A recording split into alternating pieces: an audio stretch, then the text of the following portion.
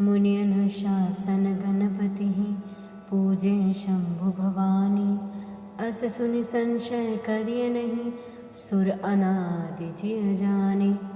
श्री गणेशाय नमः। जय सिया राम। आप सभी को, जैसे कि आप सब जानते हैं कि हमारे भारत में बहुत से त्यौहार आदि मनाए जाते हैं।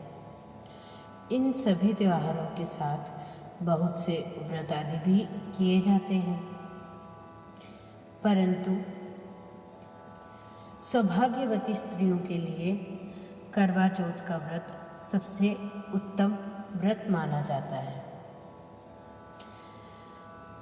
सौभाग्यवती स्त्रियां अपने पति की आयु, स्वास्थ्य और सौभाग्य की कामना के लिए यह व्रत करती हैं। पति की दीर्घायु एवं अखंड सौभाग्य की प्राप्ति के लिए इस दिन विघ्न विनाशक श्री गणेश जी की अर्चना की जाती है। आइए जानते हैं इस व्रत की पूजन विधि के बारे में। कार्तिक मास के कृष्ण पक्ष की चतुर्थी तिथि को करवा चौथ अथवा करक चतुर्थी के नाम से जाना जाता है। इस दिन सौभाग्यवती स्त्रियों के लिए गणेश जी की पूजा करने का विधान है।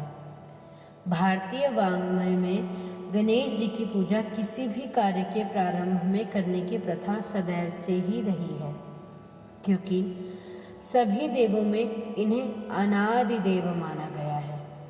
अतः गणेश जी की पूजा सर्वप्रथम होती है।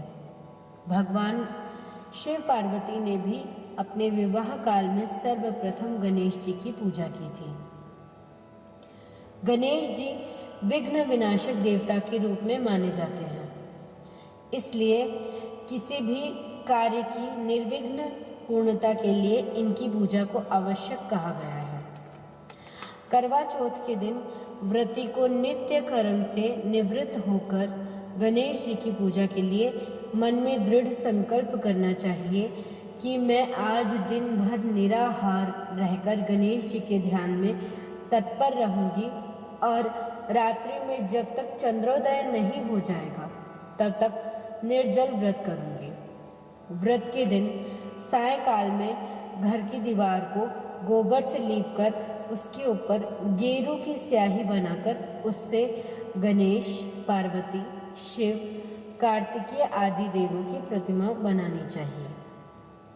साथ ही एक वट वृक्ष यानी बरगद के पेड़ की आकृति भी बनानी चाहिए।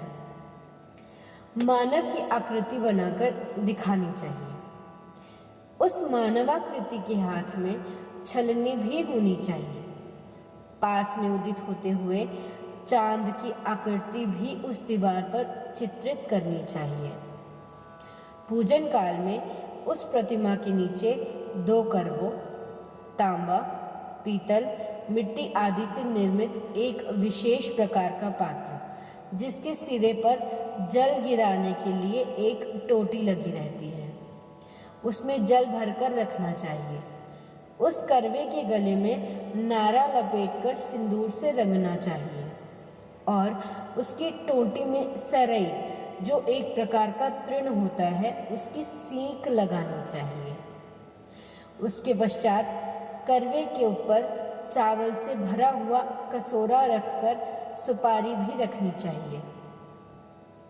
नैवेद्य के रूप में उस पर चावल का बना हुआ लड्डू, जो चावल के आटे में घी एवं शक्कर मिलाकर बनाया हुआ लड्डू, जिसे बोलचाल की भाषा में शक्कर पिंडी भी कहते हैं, उसे रखना चाहिए। इसके अतिरिक्त प्रतिमा के पास खीर, पूड़ी, चावल के आटे में उड़द की पीठी भरकर पकाया हुआ पकवान, इसे लोक भाषा में फारा भी कहते हैं, उसे नैवेद्य के रूप में अर्पित करना चाहिए।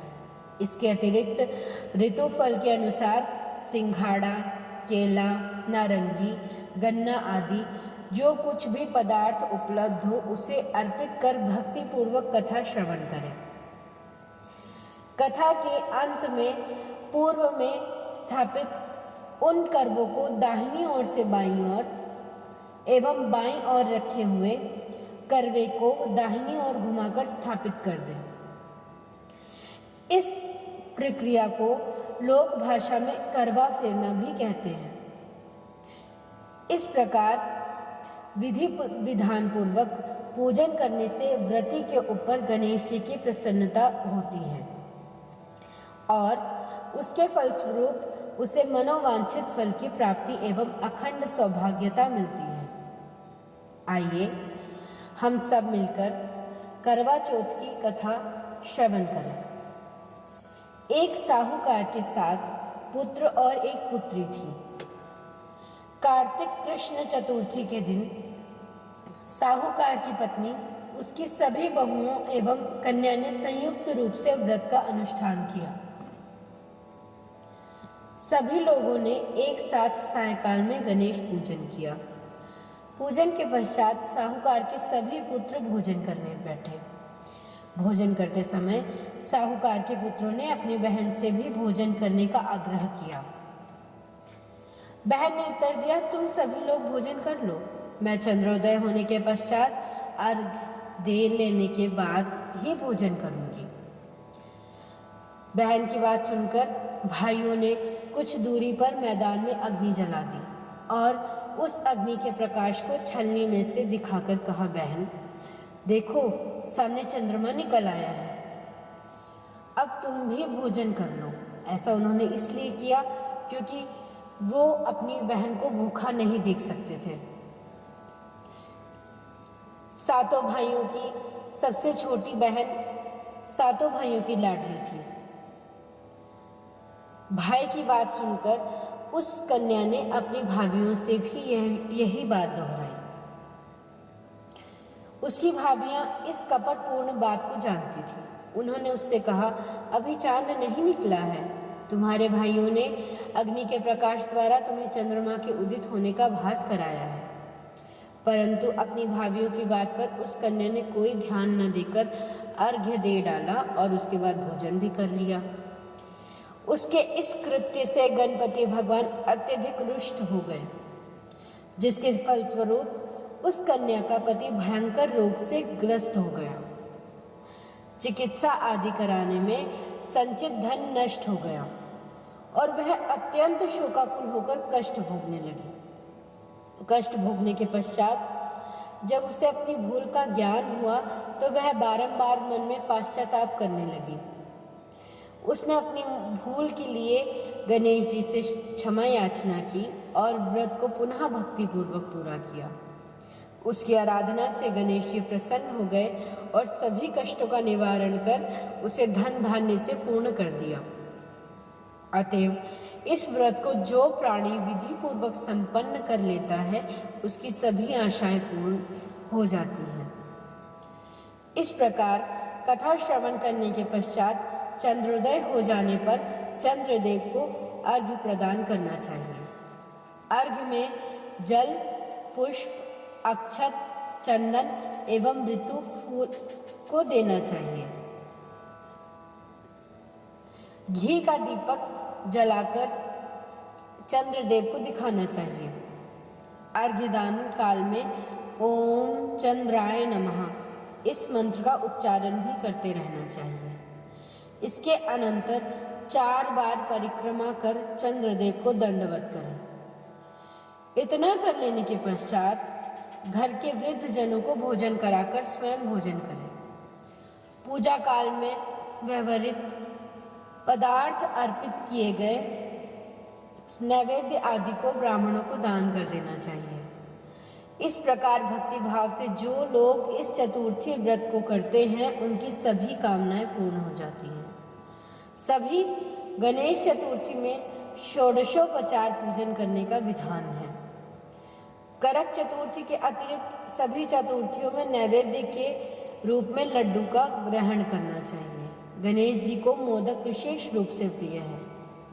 माघ कृष्ण चतुर्थी में लड्डू के साथ साथ तिल गुड़ मिश्रित लड्डू अर्पित करने का विशेष महत्व है। पूजा में चढ़ाए गए लड्डुओं में आधा लड्डू किसी सुपात्र ब्राह्मण को दान स्वरूप वितरित कर देना चाहिए। शेष लड्डुओं को प्रसाद स्वरूप बंधु बांधवों के साथ स्वयं भक्षण करना चाहिए। ऐसा करने से सब सुखों का मार्ग प्रशस्त हो जाता है। तो ये थी करवा चौथ की व्रत कथा। अब हम इसके उद्यापन विधि के बारे में जानते हैं। किसी भी व्रत की पूर्णता पर ही उद्यापन करना चाहिए। व्रत की तिथि पर ही उद्यापन किया जाता है। जिस वर्ष में उद्यापन करना हो उस वर्ष की कार्तिक कृष्ण चतुर्थी के दिन व्रत समाप्त होने के पश्चात एक थाली को कुमकुम से रंजित कर 4 की संख्या में पूड़ी और उस पर शक्कर रखकर 13 स्थानों पर लगा दें और उस पर एक नई साड़ी, ब्लाउज, दक्षिणा आदि रखकर अपनी सास को अर्पण कर दें। जिनकी सास न हो उन्हें चाहिए कि वे किसी साधु ब्राह्मणी को दान कर दें। उसके पश्चात 13 ब्राह्मणों को भोजन कराकर उन्हें द्रव्य दक्षिणा से संतुष्ट कर विदा कर दें। संपूर्ण कृत्य प्रतिपादित कर लेने के अनंतर ही स्वयं अन्न ग्रहण करें। ऐसा करने से उसका सौभाग्य अक्षय बना रहता है। आप सभी को करवा चौथ की हार्दिक शुभकामनाएं। भगवान आपके सुहाग की रक्षा